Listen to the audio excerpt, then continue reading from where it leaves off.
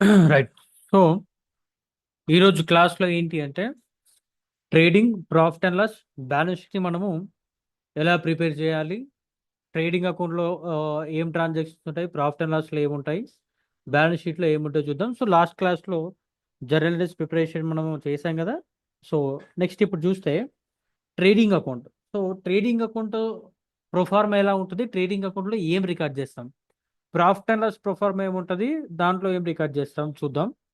So trading account ఏంటి అంటే financial రిపోర్ట్స్లో మనం ట్రేడింగ్ అకౌంట్లో మనం ఏం రికార్డ్ చేస్తాం. ఒక మ్యానుఫ్యాక్చరింగ్ యూనిట్ ఉందనుకోండి, లేదా ఒక ప్రొడక్షన్ ఉందనుకోండి, ప్రొడక్షన్లో అయ్యే ప్రతి ఒక్క ఖర్చు, ఓకే, ప్రతి ఒక్క ఇన్కమ్ అక్కడ వచ్చేది ఏదైనా సరే మనము ట్రేడింగ్ అకౌంట్లోనే రికార్డ్ చేయాలి. సో ట్రేడింగ్ అకౌంట్ దేనికి సంబంధించి చూడండి. ఏ trading account is a financial statement that records A companies direct revenue and expenses related to trading activities. So ఇక్కడ ట్రేడింగ్ అకౌంట్ అనేది కంప్లీట్గా మనము ఫ్యాక్టరీ రిలేటెడ్గా సంబంధించినవి మనం రికార్డ్ చేయాల్సి ఉంటుంది. దీంట్లో ఏంటి అంటే ఇక్కడ చూడండి, ఆ, ఇక్కడ మనకి రైట్ సైడ్లో proforma particulars amount, particulars amount, date కూడా ఉంటుంది. Date particulars amount, date particulars amount. ఇటు సైడ్ మొత్తం ఇది డెబిట్ ఏరియా, ఇటు సైడ్ క్రెడిట్ ఏరియా. ఈ డెబిట్ సైడ్లో మనం ఏం ప్రిపేర్ చేస్తాం, ఈ ట్రేడింగ్ అకౌంట్ ఏం రికార్డ్ చేయాలి అంటే చూడండి, debit side opening stock, purchases and direct expenses.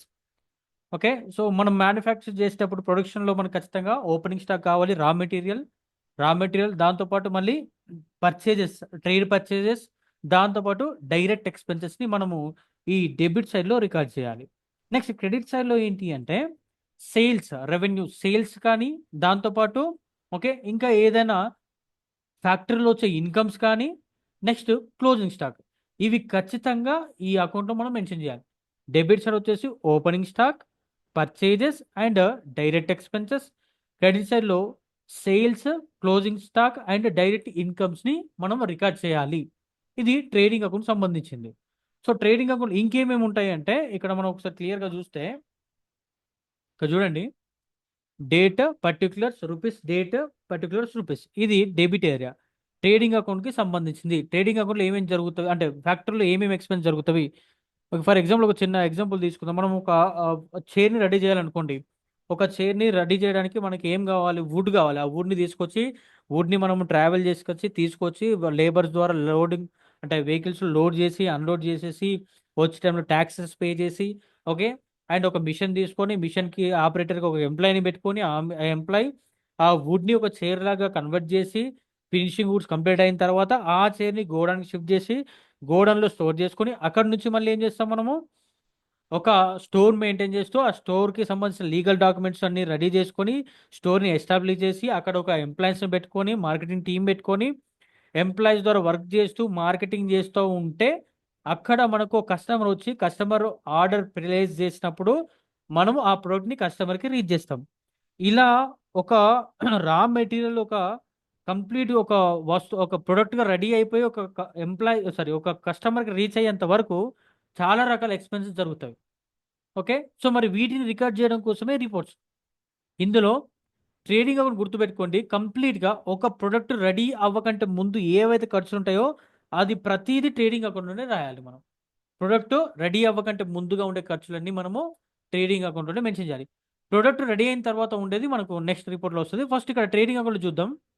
To opening stock, మనకి ఖచ్చితంగా ఓపెనింగ్ స్టాక్ ఉంటుంది. డెబిట్ సైడ్ చూడండి ఓపెనింగ్ స్టాక్. నెక్స్ట్ పర్చేజెస్ చేయడం మనకు ఎక్స్పెన్సెస్. సో కాబట్టి డెబిట్ సైడ్ మనము రాసాం.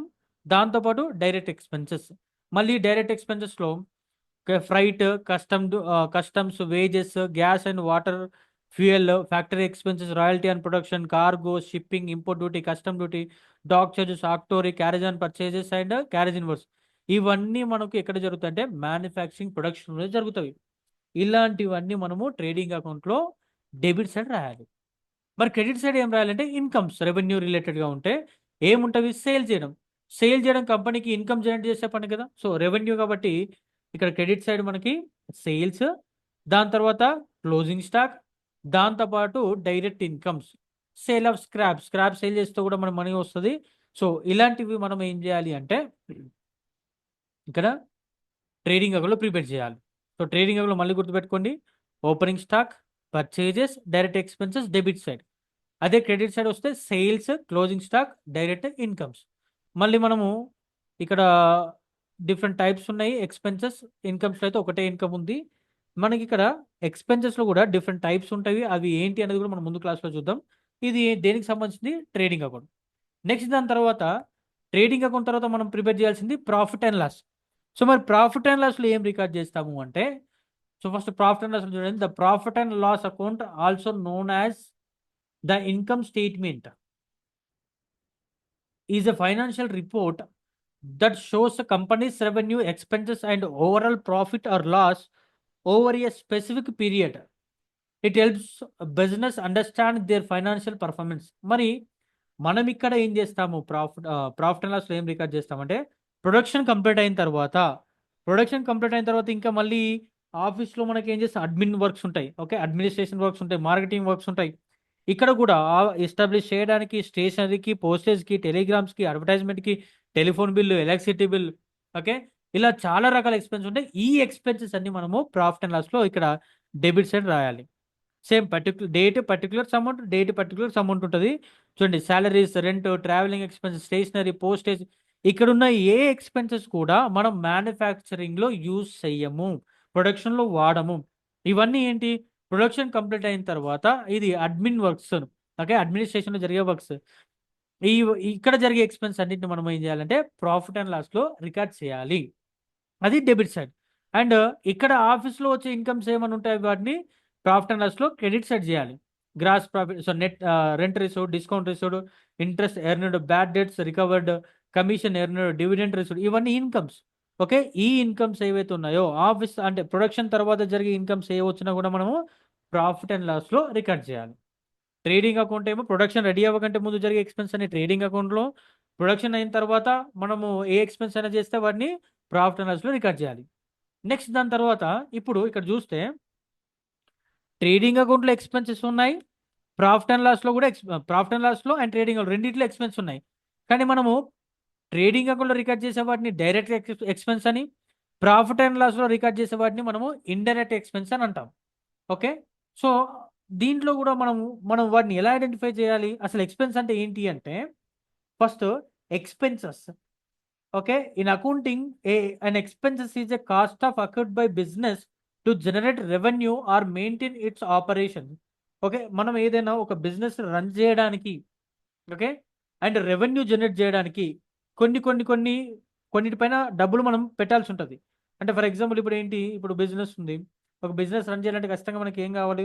కొన్ని మిషన్స్ కొనడానికి డబ్బులు కావాలి, నెక్స్ట్ ఎలక్ట్రిసిటీ బిల్ పే చేయాలి, ఇలా చాలా రకాల కొన్ని డబ్బులు మనం పే చేయాల్సి ఉంటుంది.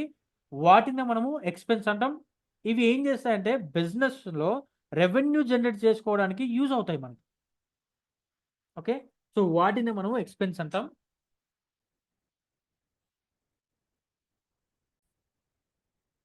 ఎగ్జాంపుల్గా మనము ఎలక్ట్రిసిటీ బిల్ పే చేస్తాం అనుకోండి. ఎలక్ట్రిసిటీ బిల్ ఎందుకు పే చేస్తున్నాం? బిజినెస్లో మనం ఎలక్ట్రిసిటీ బిల్ పే చేయడం వల్ల ఎలక్ట్రిసిటీ యూజ్ చేసుకుంటూ మనము రెవెన్యూ జనరేట్ చేసే పనులు ఇదే కదా చేసేది. సో ఇలాంటి వాటిని మనము ఎక్స్పెన్స్ అంటాం. ఈ ఎక్స్పెన్సెస్కి ఇంకా మనకి 2 టైప్స్ ఉంటాయి. జనరల్గా మనము ఒక దగ్గర మనీ పే చేసి దాని బెనిఫిట్ పొందుతున్నామంటే ఎక్స్పెన్సెస్ చేసామని అర్థం. ఎక్స్పెన్సెస్లో మళ్ళీ మనకి 2 టైప్స్ ఉంటాయి. దాంట్లో డైరెక్ట్ ఎక్స్పెన్సెస్, ఇండైరెక్ట్ ఎక్స్పెన్సెస్. ఎక్స్పెన్సెస్లో 2 టైప్స్ ఉన్నవి.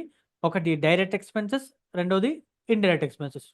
ఇందాక మనం మాట్లాడుకున్నట్టు ఎక్స్పెన్సెస్లో డైరెక్ట్ ఎక్స్పెన్సెస్ అన్నీ మనకి ఎక్కడ వస్తాయంటే ట్రేడింగ్ అకౌంట్లో. ఇందాక మాట్లాడాం కదా, freight, carriages, customs, wages, import duty, ఇవన్నీ ట్రేడింగ్ అకౌంట్ రిలేటెడ్. ఇంకా ఎక్స్పెన్స్లో ఇండైరెక్ట్ ఎక్స్పెన్స్ ఉన్నాయి. ఇవి ఎక్కడ జరుగుతాయి? శాలరీస్, రెంట్, ఇవి ఆఫీస్లో అడ్మిన్ వర్క్స్లో జరుగుతాయి. కాబట్టి ప్రొడక్షన్ రెడీ అయిన తర్వాత ఉండే ఏ ఎక్స్పెన్స్ అయినా మనము దాన్ని ఇండైరెక్ట్ ఎక్స్పెన్సెస్, అది ప్రాఫిట్ అండ్ లాస్లో రికార్డ్ చేయాలి. సింపుల్గా గుర్తుపెట్టుకోండి, ప్రొడక్షన్ ఫ్యాక్టరీలో జరిగే ఎక్స్పెన్సెస్ని డైరెక్ట్ అంటాము, ఆఫీస్లో పెట్టే ఎక్స్పెన్సెస్ని మనం ఇండైరెక్ట్ ఎక్స్పెన్స్ అంటాము. డైరెక్ట్ ఎక్స్పెన్సెస్ ట్రేడింగ్ అకౌంట్లో, అండ్ ఇండైరెక్ట్ ఎక్స్పెన్సెస్ని మనం ప్రాఫిట్ అండ్ లాస్లో. చూడండి, salaries, rent, taxes, postage, telephone charges, printing, stationery, office electricity, insurance, legal charges, ఇవన్నీ మనకు ఇండైరెక్ట్ ఎక్స్పెన్సెస్ లాగా మనం ట్రీట్ చేయాలి. Next income. ఓకే, ఇన్కమ్స్ అంటే ఏంటి అంటే in accounting income represent the money earned by the business are individuals typically from there core activities. So ఏదైనా మనం వర్క్ చేసి దాని ద్వారా మనీ సంపాదిస్తున్నాము అంటే అది ఇన్కమ్ లాగా కన్సిడర్ చేస్తాం. ఫర్ ఎగ్జాంపుల్ మనం ఏం చేసాము, ఫర్ ఎగ్జాంపుల్ ఒక క్యాండిడేట్కి సర్వీస్ ఇచ్చాము, ఆ సర్వీస్ ఇవ్వడం వల్ల మనకు దాని నుంచి మనకు కమిషన్ జనరేట్ అయింది అనుకోండి, అది ఇన్కమ్. ఓకే. మనం ఏదన్నా ఒకటి రెంట్ ఇచ్చాము, ఆ రెంట్ ద్వారా కూడా మనం సంపాదిస్తున్నాం, ఇది కూడా ఇన్కమ్. సో ఇలా మనము ఇన్కమ్స్ని మనం ఐడెంటిఫై చేయాలి. ఇన్కమ్స్లో కూడా టూ టైప్స్ ఉంటాయి. ఒకటి డైరెక్ట్ ఇన్కమ్, రెండోది ఇండైరెక్ట్ ఇన్కమ్. డైరెక్ట్ ఇన్కమ్లో చూస్తే మనకు ఫ్యాక్టరీలో జరిగేది ఒకే ఇన్కమ్ ఎక్కువ ఏంటి అంటే సేల్ ఆఫ్ స్క్రాప్. మిగిలిపోయిన ఏదైతే ఉందో ఆ స్క్రాప్ని సేల్ చేయడం ద్వారా మనం మనీ ఎర్న్ చేసుకుంటాం. అది మనకు డైరెక్ట్ ఇన్కమ్, అది ఫ్యాక్టరీలో జరుగుతుంది. నెక్స్ట్ ఆఫీస్కి వస్తే రెంట్స్ తీసుకోవడం కానీ, కమిషన్ తీసుకోవడం కానీ, ఇంట్రెస్ట్ కానీ, ఓకే, ఇలాంటివి మనకు ఇండైరెక్ట్ ఇన్కమ్స్ లాగా మనం కన్సిడర్ చేయాలి. వీటిని మనం ప్రాఫిట్ అండ్ లాస్లో రికార్డ్ చేస్తాం. ఓకే. డైరెక్ట్ ఇన్కమ్స్ ఏమో ట్రేడింగ్ అకౌంట్లో, ఇండైరెక్ట్ ఇన్కమ్స్ ఏమో ప్రాఫిట్ అండ్ లాస్లో రికార్డ్ చేయాలి. నెక్స్ట్ దాని తర్వాత ఏంటి అంటే బ్యాలెన్స్ షీట్. బ్యాలెన్స్ షీట్ దేనికి సంబంధించింది అంటే కంప్లీట్గా కంపెనీలో ఆస్తులు అప్పులకు సంబంధించిన రిపోర్టే balance sheet. Trading profit and loss ఏమో ఎక్స్పెన్సెస్ ఇన్కమ్స్ సంబంధించింది. ట్రేడింగ్ అకౌంట్ ఏమో ఫ్యాక్టరీ రిలేటెడ్వి. ప్రాఫిట్ అండ్ లాస్ ఏమో ఆఫీస్ రిలేటెడ్కి సంబంధించినవి. అండ్ బ్యాలెన్స్ షీట్కి వచ్చేసరికి ఏంటి అంటే బ్యాలెన్స్ షీట్లో కంపెనీకి సంబంధించిన ఆస్తులను అప్పులను మనము రికార్డ్ చేయడానికి యూజ్ చేస్తాం. ప్రోఫార్మా చూడండి, అసెట్స్, లయబిలిటీస్. ఓకే. మళ్ళీ అసెట్లో డిఫరెంట్ టైప్స్ ఉంటాయి, లయబిలిటీ కూడా డిఫరెంట్ టైప్స్ ఉంటాయి. ప్రొఫార్మా అయితే చూడండి, బ్యాలెన్స్ షీట్లో మనం ప్రిపేర్ చేసేది assets and liabilities. Okay, right. Next అసలు అసెట్స్ అంటే ఏంటి, ఆస్తులు అంటే ఏంటి? Okay, an asset is a resource owned or controlled by a company that has economic value and is expected to provide future benefit. It can be tangible. Okay. So ఇక్కడ చూడండి, asset అంటే ఏంటి అంటే కంపెనీకి సంబంధించింది అయ్యుండి దానికి ఒక ఎకనామిక్ వాల్యూ ఉంటూ ఫ్యూచర్ బెనిఫిట్ కూడా ఉంటే దాన్ని అసెట్ అంటాం. ఇప్పుడు జనరల్గా ల్యాండ్ ఉంది, ల్యాండ్ పైన మనం డబ్బులు పే చేసి మనం తీసుకున్నా కూడా దానికి ఒక వాల్యూ ఉంటుంది. అండ్ దాంతోపాటు ఆ ల్యాండ్ యొక్క యూజ్ అనేది ఫ్యూచర్లో మనకు చాలా వరకు ఉంటుంది. ఇప్పుడు ఫర్ ఎగ్జాంపుల్ మనము ఒక బిజినెస్ చేస్తున్నాము, ఆ ల్యాండ్ తీసుకున్నాము, ఆ ల్యాండ్లో ఎందుకు వాడుతున్నాము, మనము ఆ ల్యాండ్ అనేది ట్రేడింగ్ పర్పస్లో కాకుండా దాన్ని యూజ్ చేసుకుంటూ ఫ్యూచర్లో బిజినెస్ చేయడానికి వాడుతున్నాం. ఓకే, వాటిని మనం అసెట్స్ అంటాం. ఆ అసెట్స్లో మళ్ళీ టాంజబుల్ ఉంటవి, ఇంటాంజబుల్ ఉంటవి. సో మనకు కనబడుతూ, మన కంటికి కనబడుతూ ఫిజికల్ అపిరెన్స్ ఉండే వాటిని టాంజబుల్ అని, ఓకే, మనకి కనబడకుండా కూడా ఎకనామిక్ వాల్యూ ఉండే వాటిని మనం ఇంటాంజబుల్ అంటాం. ఇక్కడ చూడండి, టాంజబుల్లో ఎక్విప్మెంట్స్, బిల్డింగ్స్ వస్తాయి. ఇంటాంజబుల్ అయితే పేటెంట్స్ కానీ, ట్రేడ్ మార్క్స్ కానీ, కాపీరైట్స్ కానీ, ఇవన్నీ ఇంటాంజబుల్ కింద మనకి వస్తాయి. సో అసెట్ అనేది ఏంటి అంటే ట్రేడింగ్లో ఇన్వాల్వ్ అవ్వకుండా, ఓకే, లాంగ్ టర్మ్ యూజ్ ఉంటూ ఫ్యూచర్ బెనిఫిట్ ఉండే వాటిని మనం అసెట్స్ అంటాం. ఓకే. నెక్స్ట్ దాని తర్వాత అసెట్లో కూడా మళ్ళీ మనకి టూ టైప్స్ ఉంటవి, fixed asset and current asset. Fixed asset, okay, స్థిర ఆస్తులు. కరెంట్ అసెట్, ప్రస్తుత ఆస్తులు. స్థిరాస్తులు అంటే ఏంటి అంటే మనము వాటి యొక్క బెనిఫిట్ అనేది ఫ్యూచర్లో పొందుతుండదు. చూడండి, fixed assets are long term assets used in operations and are not mean for resale. Asset అనేది మనము పర్చేజ్ చేసామంటే ఒకసారి ఈ రోజు కొని రేపు సేల్ చేయడానికి కాదు, దాన్ని మనం అసెట్ తీసుకొని దాని బెనిఫిట్ అనేది మనం కొన్ని ఇయర్స్ దాకా పొందుతూ ఉంటాం. వీటిని అసెట్స్ అంటాం. అందులో ఫిక్స్డ్ అసెట్ అంటే ఏంటి అంటే లాంగ్ టర్మ్ యూజ్ ఉంటుంది, దాంతోపాటు అవి మళ్ళీ రీసేల్ చేయడానికి ఉండవు. సో వీటిని మనం ఫిక్స్డ్ అసెట్స్, స్థిరాస్తులు అంటాం. అందులో మినిమం వాటి యొక్క లైఫ్ అనేది కంపెనీలో మినిమం ఫ్యాక్టరీలో 1 year కంటే ఎక్కువగా ఉంటుంది. ఎగ్జాంపుల్లో చూస్తే land and building fixed asset, machinery, vehicle, furniture, okay, patents and trade marks, ఇవన్నీ మనకి ఫిక్స్డ్ అసెట్ కింద వస్తాయి. మరి కరెంట్ అసెట్స్ అంటే ఏంటి అంటే current assets are short term, తక్కువ టైం ఉండేటివే. అంటే ఏంటి, విత్ ఇన్ 1 yearలో ఆ ఆస్తులు క్యాష్లోకి కన్వర్ట్ అయ్యే అవకాశం ఉంటుంది. ఇక్కడ చూస్తే క్యాష్ అండ్ బ్యాంక్ ఉంది, క్యాష్ బ్యాలెన్స్ మనకి అది ఈరోజు ఉన్న క్యాష్ రేపు ఉండొచ్చు, ఉండకపోవచ్చు. ఓకే, విత్ ఇన్ షార్ట్ టర్మ్లో చేంజ్ అయ్యే అవకాశం ఉంటుంది. Next accounts receivable or bills receivable, మనకు వేరే వాళ్ళ దగ్గర నుంచి రావాల్సిన మనీ. ఓకే, అది కూడా ఇప్పుడు మనం ఈరోజు సేల్ చేసామంటే రేపైనా ఎల్లుండైనా 1 month 2 monthsలో 1 year లోపు ఆ మనీ అనేది కలెక్ట్ చేసుకునే అవకాశం ఉంటే అది మనకు అసలు కిందనే తీసుకోవాలి. Current asset. ఓకే. నెక్స్ట్ ఇంకా ఇలాంటివి ఏదైనా కూడా మనకి within short term 1 month 1 year లోపే అది క్యాష్లోకి కన్వర్ట్ చేసుకునే అవకాశం ఉంటే వాటిని కరెంట్ అసెట్స్. ఇప్పుడు మనం ఒక క్యాండిడేట్ సేల్ చేసాం, తను నెక్స్ట్ మంత్ మనీ పే చేస్తున్నాడు. సేల్ చేసాం కానీ మనీ ఇంకా కలెక్ట్ చేసుకోలేదు. సో మనీ నెక్స్ట్ మంత్లో కలెక్ట్ చేసుకోవాల్సి ఉంటుంది కాబట్టి నెక్స్ట్ మంత్లో మనం కలెక్ట్ చేసుకోవాల్సిన మనీ కంపెనీకి అసెట్ అవుతుంది. ఇలాంటి వాటిని మనం కరెంట్ అసెట్ అండర్లో తీసుకోవాలి. Next liability. ఓకే. అప్పులు, కంపెనీకి ఉండే అప్పులు ఏంటి? జనరల్గా ఇక్కడ చూస్తే liability is its responsibility to pay money own to others. So like suppliers, banks, okay, or employees. So మనం ఏదైతే మనము వేరే వాళ్ళకి పే చేయాల్సిన మనీ ఏదైతే ఉందో అది కంపెనీకి అప్పుగా మనము ట్రీట్ చేస్తాం. ఈ కంపెనీ కాదు, ఏదైనా కూడా వేరే వాళ్ళకి పే చేయాల్సింది ఏదైనా ఉంటే అది అప్పు, అంతే. అందులో మళ్ళీ మనకి 2 రకాలు ఉంటాయి: current liability, long term liability. Present ఉన్న అప్పు, దీర్ఘకాలం ఉండే అప్పు. ప్రజెంట్ ఉన్న అప్పు ఏంటి అంటే రేపు క్లియర్ చేసే అవకాశం ఉండొచ్చు, 1 అవర్ తర్వాత క్లియర్ చేసే అవకాశం ఉండొచ్చు. ఇలా 1 ఇయర్ లోపు వాటిని క్లియర్ చేసుకునే అవకాశం ఉండే ఏ అప్పునైనా మనము కరెంట్ లయబిలిటీ కింద తీసుకోవాలి. ఇప్పుడు అకౌంట్స్ పేయబుల్స్.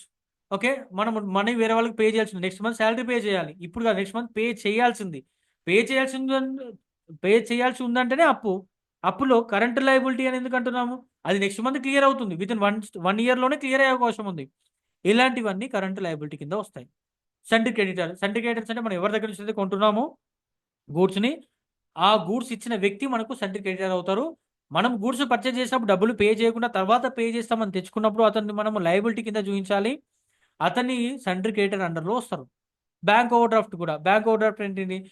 మన బ్యాంక్లో ఉన్న మన బ్యాంక్లో ఉన్న మనీ కంటే ఎక్కువ వాడుకొని బ్యాంక్ ఇచ్చే ఫెసిలిటీ ఓవర్ డ్రాఫ్ట్.